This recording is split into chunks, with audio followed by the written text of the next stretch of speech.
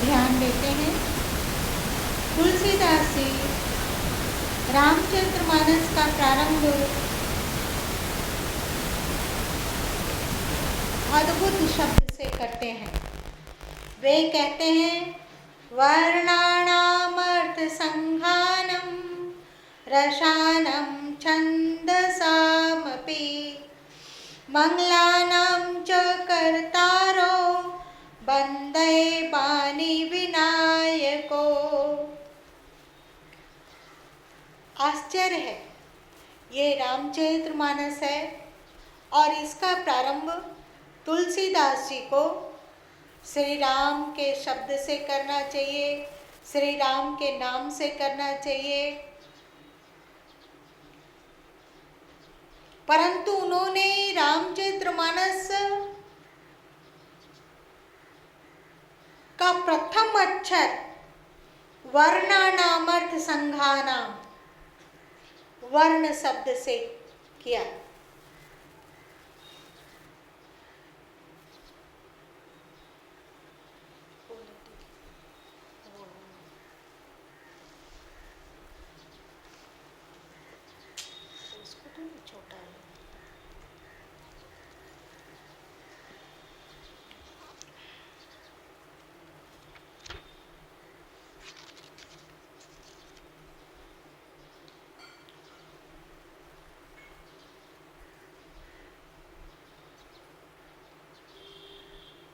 वर्णों के समूह, वर्णानामर्थ संघानाम, वर्णों के समूह, वर्ण शब्द से प्रारंभ किया और रामचरितमानस का अंत उन्होंने मानव शब्द से किया। ते संसार पतंगोरो किरण दहति नु मानवा। जो मनुष्य भक्ति पूर्वक इस मानसरोवर में गोता लगाते हैं, वे संसार रूपी सूर्य की अति प्रचंड किरणों में नहीं जलते हैं। प्रारंभ अक्षर वर्ण और अंतिम अक्षर मानव है।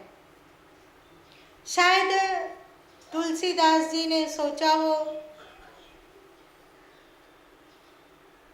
कि कल जब रामचरितमानस का खूब प्रचार प्रसार हो जाए तो ब्राह्मण कहने लग जाएं कि रामचरितमानस की रचना तुलसीदास जी ने किया, जो एक ब्राह्मण थे, इसलिए उस पर मेरा अधिकार है। क्षत्रिय कहने लग जाएं कि भगवान श्री राम क्षत्रिय थे, इसलिए रामचरितमानस पर मेरा अधिकार है। वैश्य लोग कहने लग जाएं कि कथा इत्यादि के आयोजन में धन का व्यय, धन का खर्च हम लोग करते हैं, इसलिए रामचरितमानस पर हमारा अधिकार है। शूद्र कहने लग जाएं कि भगवान ब्राह्मण, क्षत्रिय और वैश्यों को छोड़कर 14 साल तक वन वन हमारे बीच में परिभ्रमण किए हैं और हमारे बीच में रहे हैं, इसलिए रामचरितमानस पर हमारा है अधिकार है। तो तुलसीदास जी ने स्पष्ट रूप से कहा कि हर वर्ण के लोगों को रामचरितमानस पर अधिकार है, बस उसमें मनुजता होनी चाहिए, वह मानव हो। आप लोग ज्येष्ठ पूर्णिमा में सच्चा मानव के बारे में सत्संग श्रवण किया था। मनुष्य शरीर केवल धारण करने मात्र से कोई मनुष्य नहीं होता, प्रत्युत जब मनुजता का गुण उसमें आता है, जब उसमें उपकार, दया, करुणा, प्रेम, अहिंसा, सत्य इत्यादि गुणों का विकास होता है, तब मानव मानव कहलाता है। वरना आहार निद्रा भय मैथुनानि समान में तत्पशु विनारायणम ज्ञानम अधिको नरम विशेषो ज्ञाने नीना नर पशु भी समाना। भोजन करना मनुष्य भी करते हैं, पशु पक्षी भी करते हैं। सोना मनुष्य भी सोते हैं, पशु पक्षी भी सोते हैं। भय अपने से शक्तिशाली को से मनुष्यों को भी डर लगता है, पशुओं को भी डर लगता है। परिवार के बीच में रहना, मनुष्य भी परिवार के बीच में रहते हैं, पशु को भी अपने परिवार प्रिय है। तो मनुष्य और पशु में ये समान है। मनुष्यों में पशुओं से अधिक ज्ञान है। आत्मा का कल्याण किस मार्ग का अवलंबन लेने पर हो, इसका ज्ञान मनुष्यों में हो सकता है, पशुओं में नहीं हो सकता। मनुष्य और पशु भोजन, निद्रा, मैथुन और भय में ही डूबकर अपने जीवन को व्यतीत कर देता है। मनुष्य में वह क्षमता है कि वह विकारों पर विजय प्राप्त कर सके। अंतस में भोजन की स्वाद लिप्सा, निद्रा, भय इत्यादि से ऊपर उठकर आत्म साक्षात्कार की ओर गुजर सके। इसलिए तुलसीदास जी ने पहला शब्द जहाँ वर्ण कहा, वहीं अंतिम शब्द मानव कहा। वर्णामर्थ संघानाम रसानाम छंदामापि। अक्षरों, अर्थ समूहों, रसों, छंदों और मंगलों को करने वाले एक साथ वाणी और विनायको दोनों का नाम तुलसीदास जी लेते हैं। वाणी मतलब सरस्वती और विनायको मतलब गणपति। वे विनायक के स्थान पर गणपति भी कह सकते थे, शंकर पुत्र भी कह सकते थे, पार्वती भी कह सकते थे, परंतु उन्होंने विनायको कहा। विनायको का तात्पर्य होता है कि वाणी मतलब शब्द, वाचालता, वक्तृत्व शक्ति, ज्ञान के बारे में भली भांति निरूपण कर पाना, लोगों को समझा पाना, किसी भी श्लोक, किसी भी मंत्र के अर्थ को भली भांति कह पाना, ये वाणी के कृपा से संभव है। मतलब सरस्वती के कृपा से संभव है। यहाँ पे तुलसीदास जी केवल सरस्वती की बात नहीं कहते हैं, मतलब बाचिक ज्ञानी जिसे सदगुरु कबीर साहब ने कहा, कहता तो बहुते मिला, गहता मिला ना को, सो कहता बही जानी दे जो न गहनता होए।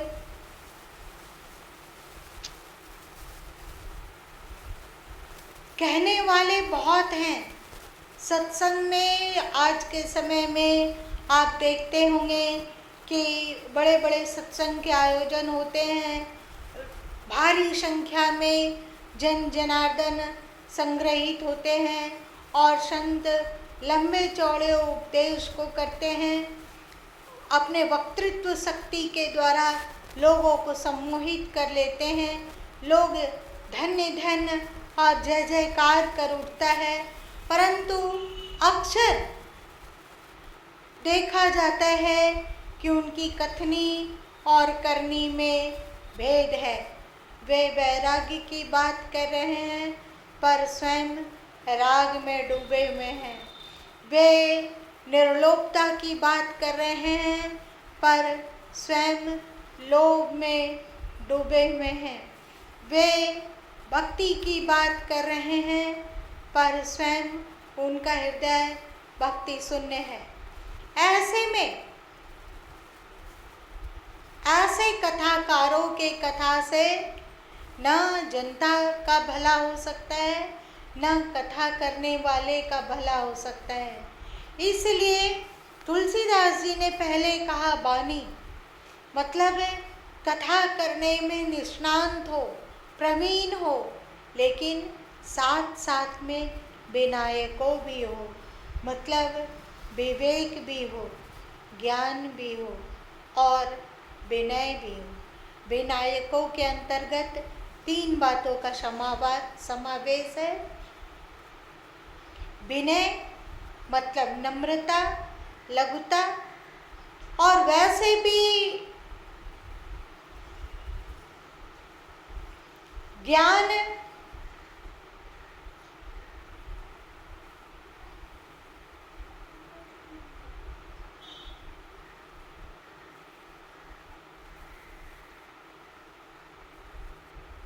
ज्ञान की पहचान विनय में होती है। जो ऊंची ऊंची बातें कहते हैं और जो समझते हैं कि वे ज्ञानी हैं, परंतु यदि उनमें अहंकार हो, कैसा अहंकार, किस तरह का अहंकार, भक्ति हृदय में जागते के साथ अहंकार चूर चूर हो जाता है, वह तो करिष्ये वचनम तो, वह तो भगवान का निमित्त बनकर, वह तो भगवान के हाथ का पतंग बनकर, वह तो भगवान के हाथों का कठपुतली बनकर नाचता है। उसे यह विश्वास होता है कि जो कुछ भी इस देह से निर्मल हो रहा है, ज्ञान पूर्ण हो रहा है अथवा विलक्षण हो रहा है, वह सब ईश्वरीय अनुकंपा है। तो प्रथम श्लोक में तुलसीदास जी कहते हैं कि मुझ में विनय हो, मुझ में किंचित भी अहंकार ना हो।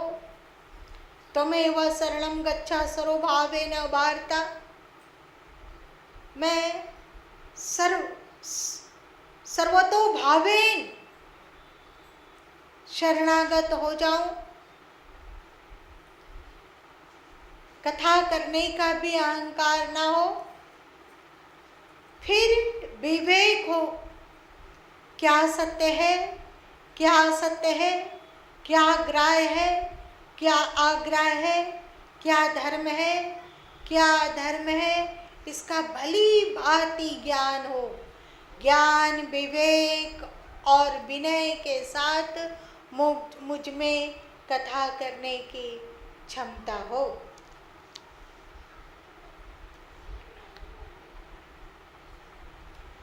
अगले श्लोक में कहते हैं,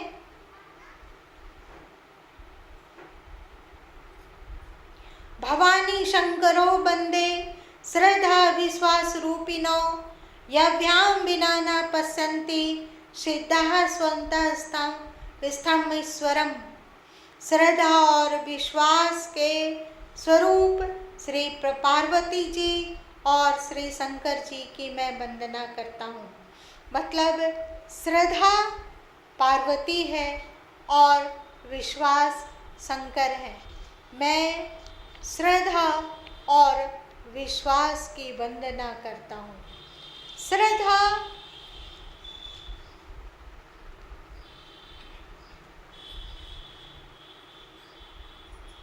अज्ञान काल में भी हो सकती है।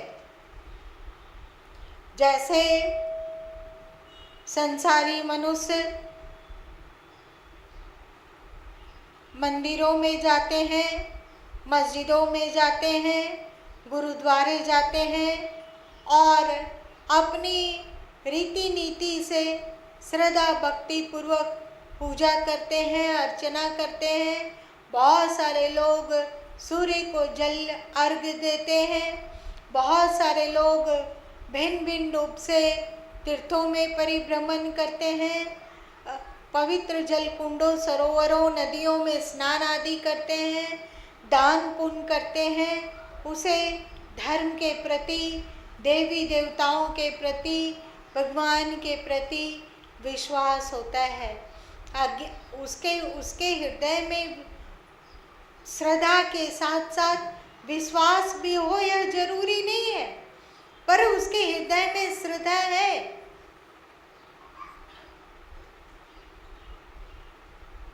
श्रद्धा कभी जागती है, कभी मिटती है।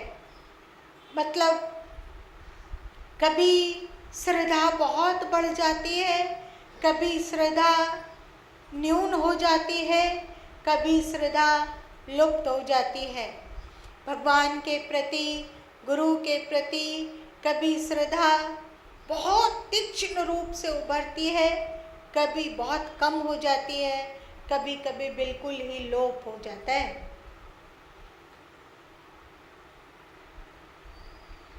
जैसे पार्वती जी अजन्मा नहीं है, पार्वती जी का बार बार जन्म होता है। पार्वती जी पहले पार्वती हैं। एक बार आप लोग सुने होंगे कि एक बार पार्वती जी ने भगवान शिव से कहा था कि हे देव, आप बताइए कि आपके गले में इतने नरमुंड क्यों है, ये किनका नरमुंड है। तो शंकर जी ने पार्वती जी को दिखलाया कि यह नरमुंड विगत पार्वती जी के विगत जन्मों का है, जब वे धरती पर जन्म धारण की थी और शिव जी की उपासना की थी और फिर उन्होंने अपने शरीर का त्याग किया था। इस तरह बार बार पार्वती जी का जन्म हो चुका है और उन नरमुंडों को शंकर जी सुरक्षित अपने गले में धारण करते जा रहे हैं, पर शंकर जी का जन्म नहीं दिखलाया जाता है। केवल अकेली श्रद्धा हो तो श्रद्धा घटती रहेगी, बढ़ती रहेगी, मरती रहेगी, जन्मती रहेगी, जीती रहेगी। पर यदि विश्वास भी साथ में हो, विश्वास कैसे होता है? ज्ञान के द्वारा।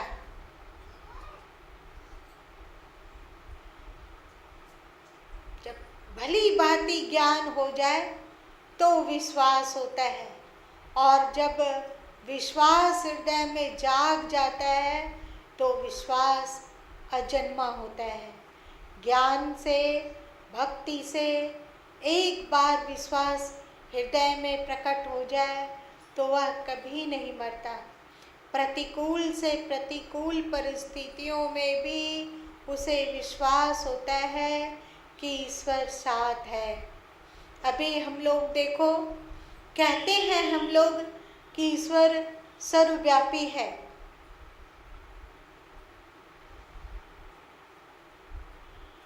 इस बात पर हम लोगों की श्रद्धा है, इस बात को हम लोग मानते हैं। पर अभी यदि आधी रात को कोई कब्रिस्तान में जाने को कहे, श्मशान के पीपल वृक्ष के नीचे रहने को कहे, तो हम लोगों का विश्वास कितना है वो पता चल जाएगा। वहाँ पर हमें भय होगा, वहाँ हमें एक डर होगा।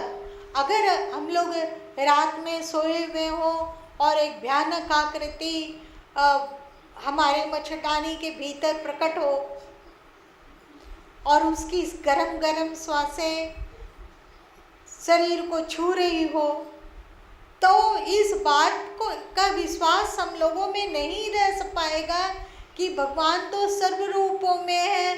जो भगवान श्री कृष्ण ने कहा वासुदेव सर्वम, और तुलसीदास जी ने कहा सिया राम में सब जग जानो करो प्रणाम जोड़ी जुग पानी,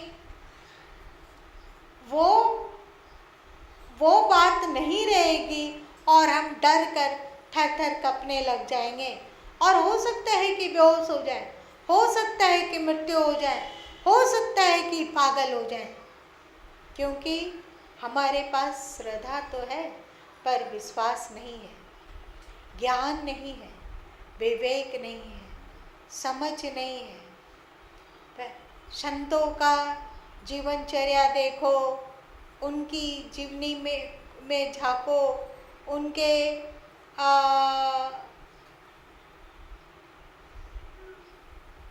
उनकी वाणियों को देखो, उनके चरित्र को देखो, तब जानोगे कि उनमें कितना विश्वास है। आप लोगों को पता होगा श्री चंद जी गुरु नानक देव जी के बेटे थे। वे एक नगर से गुजर रहे थे। लोगों ने कहा कि यहाँ का नवाब बहुत ही परेशान करता है, हम लोगों को शंख बजाकर पूजा करने नहीं देता, पूजा में घंटे नहीं बजाने देता। तो श्री चंद जी जोर जोर से घंट बजाने लग गए और शंख फूंकने लग गए। नवाब के सिपाहियों ने उन्हें पकड़कर नवाब के सामने उपस्थित किया। नवाब ने उन्हें डांटा फटकारा और ऐसा कैसे उन्होंने किया इसके बारे में पूछा। श्री चंद जी ने कहा कि जैसे तुम नमाज जोर से बोलकर करते हो और उसे तुम अपनी इबादत का अंग मानते हो, वैसे ही हम लोग भी, हिंदू लोग भी घंटा और शंख को प्रार्थना और पूजा का अंग मानते हैं। विधि अलग अलग है पर सब कुछ तो एक ही ईश्वर तक पहुंचती है। नवाब नाराज हुआ और उसने कहा कि इन्हें तोप से उड़ा दिया जाए। और श्री चंद जी हाथ जोड़कर भाव विभोर होकर खड़े हो गए। उनके दिल में बिल्कुल अडिग विश्वास था कि श्री कृष्ण ने कहा है वासुदेव सर्वम, सब कुछ ईश्वर ही ईश्वर है। ईशावास्यम इदम सर्वम, सब कुछ ईश्वर ही ईश्वर है, ऐसा उपनिषद भी कहते हैं। तो ये इस तोप के रूप में भी परमात्मा ही है और उसमें जो गोला बारूद निकलेगा वह गोला बारूद भी ईश्वर का ही रूप होगा। यदि ईश्वर रूप गोला बारूद इस शरीर को क्षय करना चाहेंगे तो उनकी मर्जी, और बारूद गोले के रूप में ही सही, पर ईश्वर को देखकर कैसा डर, कैसा भय। वे हाथ जोड़कर खड़े रहे और कहते हैं कि जब तोप दागा गया तो उससे गोला बारूद ना निकलकर बहुत धुआं हुआ, बहुत प्रकाश हुआ, पर गोला श्री चंद जी के रूप पर नहीं फटा, उसके स्थान पर फूलों की वर्षा हुई। इसी तरह सदगुरु कबीर साहब को भी जब अग्नि से जलाया गया तो उन्होंने सोचा कि अग्नि के रूप में भी स्वयं परमात्मा ही है, परमात्मा ही हाथी के रूप से है, परमात्मा ही गंगा के रूप से है, तो फिर कैसा डर।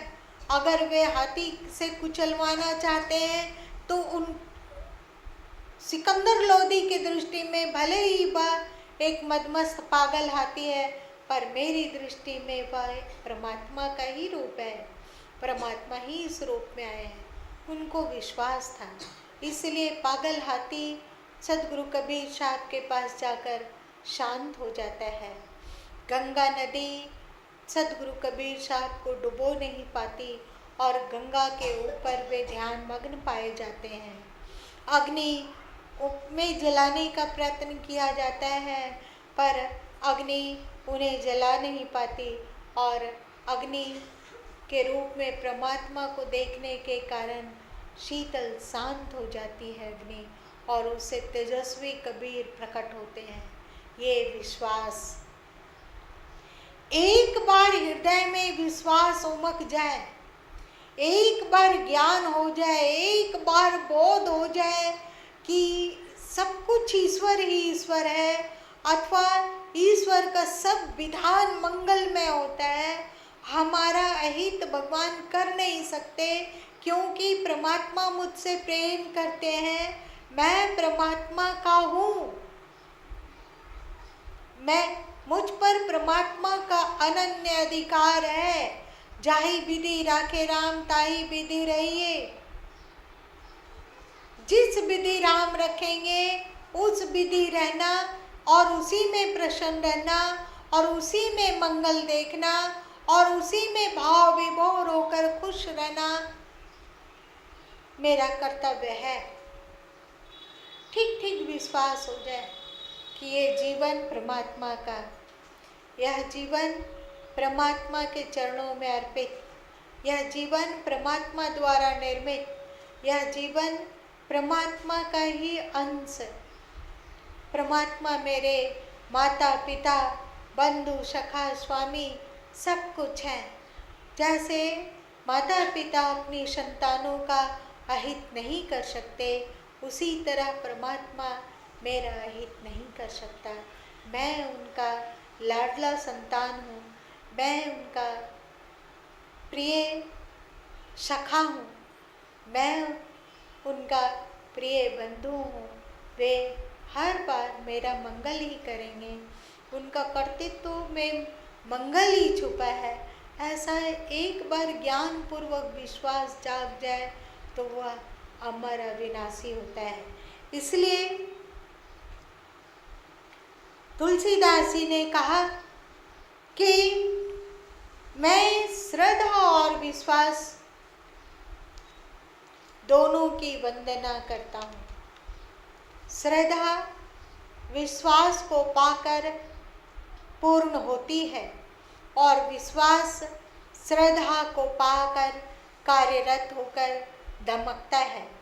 जैसे पार्वती जी की अमरता, पार्वती जी अमरता तब प्राप्त कर पाती है जब शिव जी के द्वारा अमर कथा सुनकर आत्मस्थित हो जाती है।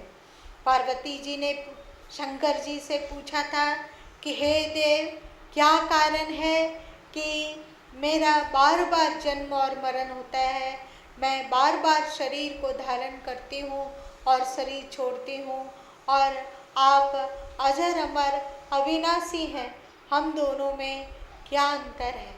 आप अजर अमर अविनाशी कैसे और मैं मरण धर्मा कैसे?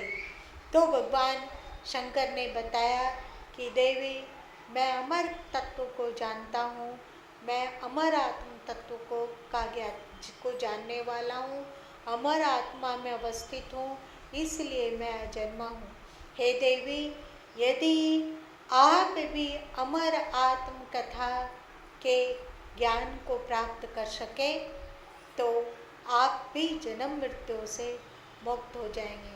कहा जाता है कि अमरनाथ की गुफाओं में श्रावण महीने में ही, श्रावण माह को ही भगवान शंकर ने पार्वती जी को अमर आत्म ज्ञान दिया था।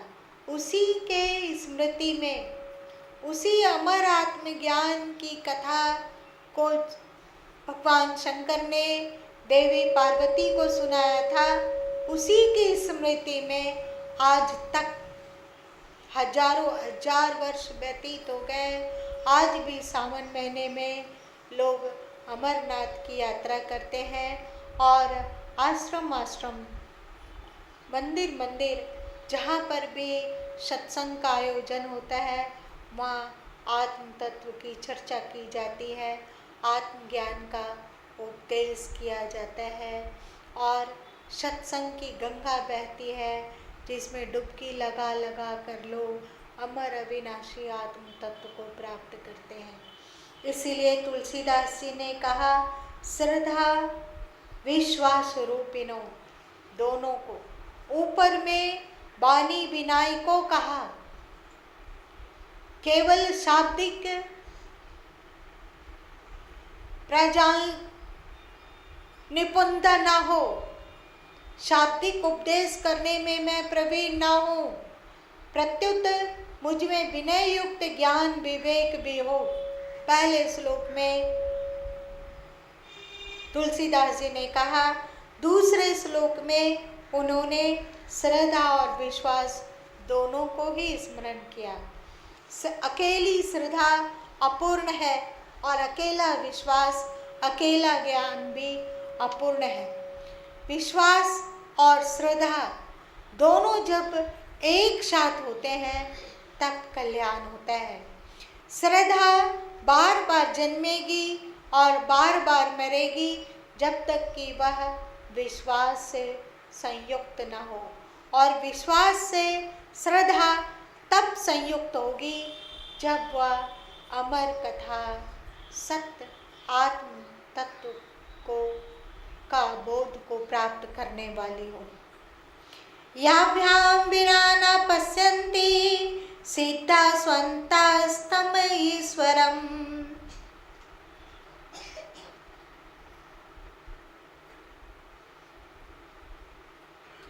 जिनके बिना सिद्ध जन अपने अंतःकरण में स्थित ईश्वर को नहीं देख पाते। श्रद्धा और विश्वास को और अधिक खोलकर तुलसीदास जी ने कहा कि श्रद्धा और विश्वास के बिना सिद्ध जन भी अपने अंतःकरण में ईश्वर को नहीं देख पाते। हम लोग ईश्वर को ढूंढने के लिए वन वन में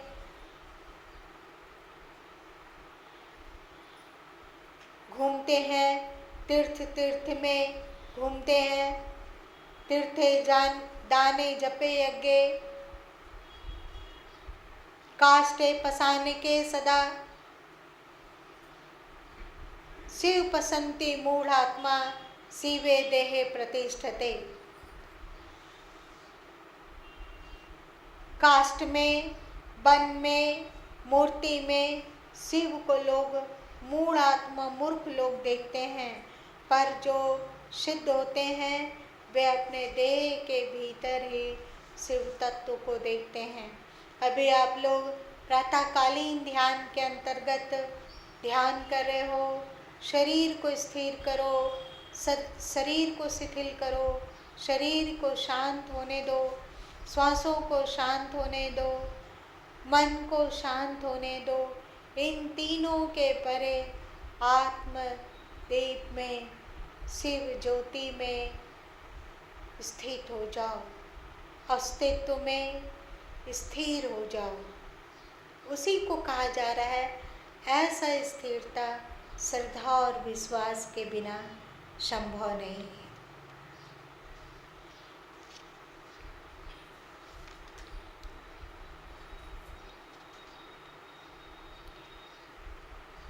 इसके पूर्व आप लोगों ने श्रवण किया ही था कि अनेक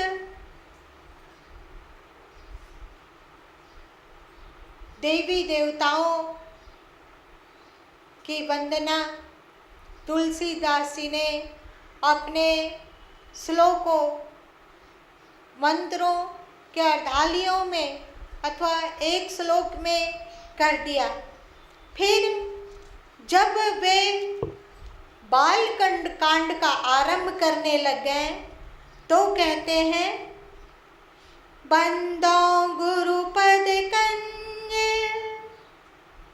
कृपा सिंधु नर रूप हरि महामोहतम पुंज जासु वचन रवि कर निकर।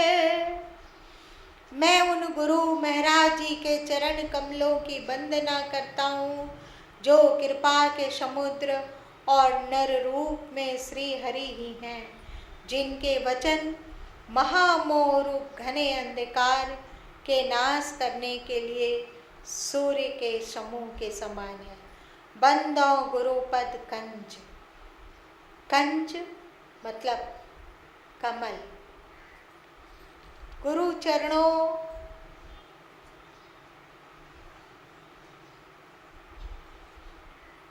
को कमल शब्द से अलंकृत किया गया है। जैसे कमल कीचड़ में भी रहकर कीचड़ से असंग होता है, जल में रहकर जल से अछूता होता है, वैसे ही श्री गुरुदेव के चरण संसार रूपी कीचड़ में रहते हुए भी, मतलब वे संसार में रहते हुए भी संसार से निर्लिप्त होते हैं, असंग होते हैं।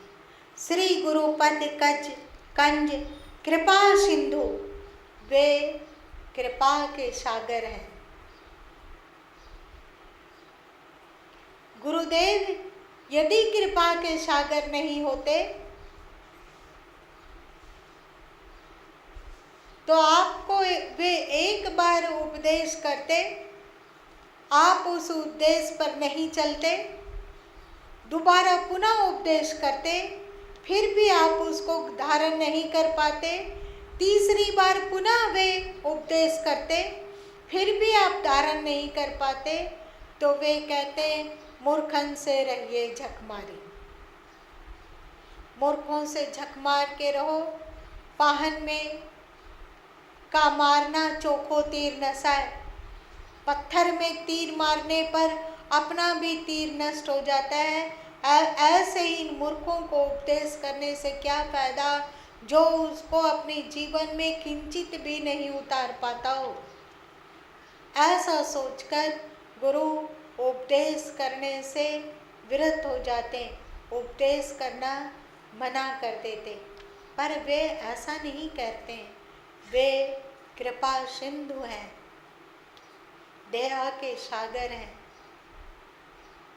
प्रेम के सागर हैं।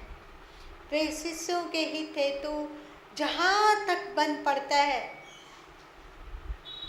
उसे वे करते हैं। और नर रूप हरि, वे मनुष्य के रूप में साक्षात परमात्मा है, क्योंकि उनके शरीर में साक्षात परमात्मा प्रकट रूप से वास करता है, ऐसा सद शास्त्र कहता है। संत कहते हैं भोगी हृदय उदास और योगी हृदय निवास। परमात्मा वैसे भोगियों के हृदय में, संसारियों के हृदय में भी रहते हैं और योगियों और ज्ञानियों के भी हृदय में रहते हैं, पर संसारियों के हृदय में तो वे उदासीन होकर निवास करते हैं, तटस्थ रहते हैं, अनपेक्ष रहते हैं, उसे कोई मतलब नहीं रहता। जैसा ही संसारी मनुष्य करता है उसके अनुसार वे कर्मों का विधान करते जाते हैं, पर योगियों के हृदय में निवास करते हैं वे जागृत होकर, प्रकट होकर। योगियों के हृदय में परमात्मा का वास उदासीनता को लेकर नहीं होती, प्रत्युत आनंद को लेकर होती है। इसीलिए संसारियों के हृदय में, क्योंकि परमात्मा उदासीनता लिए हुए रहता है, इसलिए संसारी लोग भी उदासी बने रहते हैं। चाहे वे कितना कुछ भी प्राप्त कर लेते हैं, फिर भी कोई न कोई कमी देकर फिर उदास होते रहते हैं, फिर दुखी होते रहते हैं। और संत जन चाहे उसके पास जैसी भी परिस्थिति हो, आनंदित रहने के लिए उन्हें कोई न कोई सूत्र मिल ही जाता है। वे हमेशा सतत शांत, सुखी, संतुष्ट, तृप्त और आनंद निमग्न रहते हैं। इसीलिए कहा गया नर रूप हरि, महामोह तम पुंज।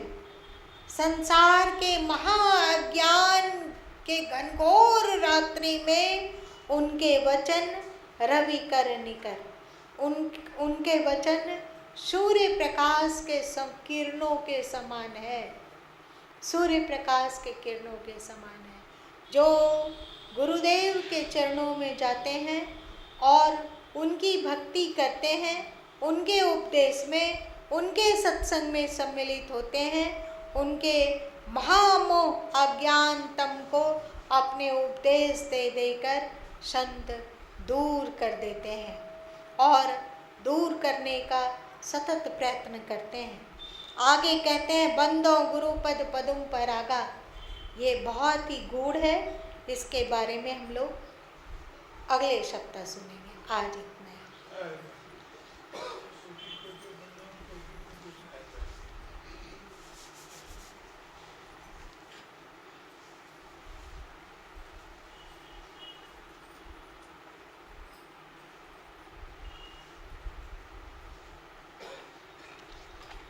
श्री सतगुरु सतगुरु सतगुरु बोल, श्री सतगुरु बोल, श्री सतगुरु सतगुरु सतगुरु बोल, श्री सतगुरु बोल। मूल ध्यान गुरु रूप है, मूल पूजा गुरु पाद।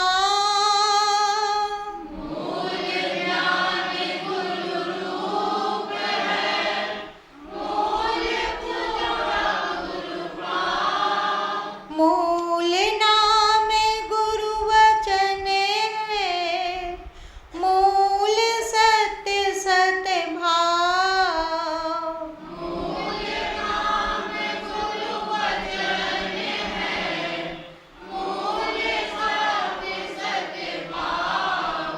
श्री सतगुरु बोल, श्री सतगुरु बोल, श्री सतगुरु सतगुरु सतगुरु बोल, श्री सतगुरु बोल। भली भई जो गुरु मिले, जाते पाया ज्ञान। भली भई जो गुरु मिले, जाते पाया ज्ञान। घट ही माही चबूतरा, घट ही माही दीवान। घट ही माही चबूतरा, घट ही माही दीवान।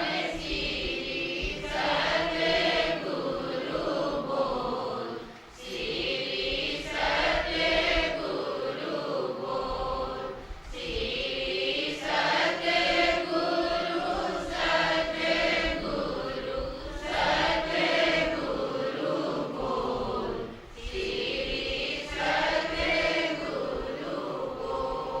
भली भई जो गुरु मिले, नातर होती हानि।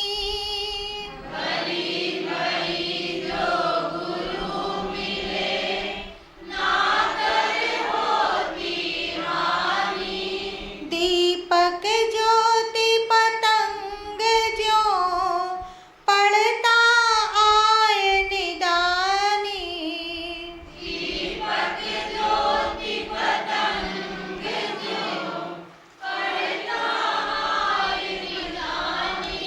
श्री सतगुरु बोल, श्री सतगुरु बोल, श्री सतगुरु सतगुरु सतगुरु बोल, श्री सतगुरु बोल। सब कुछ गुरु के पास है, पाइए अपने भाग। सब कुछ गुरु के पास है, पाइए अपने भाग। सेवक मन सौंपे रहे, निस दिन चरणों लाग। सेवक मन सौंपे रहे, निस दिन चरणों लाग। श्री सतगुरु बोल, श्री सतगुरु बोल, श्री सतगुरु सतगुरु सतगुरु बोल, श्री सतगुरु बोल। हरि सेवा युग 4 है, गुरु सेवा पल एक। हरि सेवा युग 4 है, गुरु